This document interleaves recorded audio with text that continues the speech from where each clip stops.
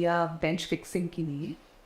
بات یہ ہے کہ ان چیزوں نے صرف اس چیز کی نشاندہی کی ہے بلکہ اس کے اوپر ایک مہر لگائی ہے سچائی کی جو بہت دیر سے عوام کے سامنے. آپ یہ دیکھیں کہ مسلم لیگ نون کا گرائپ کیا ہے. مسلم لیگ نون کیا کہتی ہے؟ مسلم لیگ نون یہ کہتی ہے کہ جب بھی مسلم لیگ نون کا کوئی پٹیشن دائر ہوتی ہے یا مسلم لیگ نون کا کوئی مقدمہ ہوتا ہے تو اس میں وہی بینچز لگتے ہیں. اور یہ بات اب زبان زد عام ہو چکی ہے کہ جب بینچ بنتا ہے تو بینچ بننے سے جب بنتے ساتھ ہی لوگوں کو پتہ ہوتا ہے کہ فیصلہ کیا آئے گا.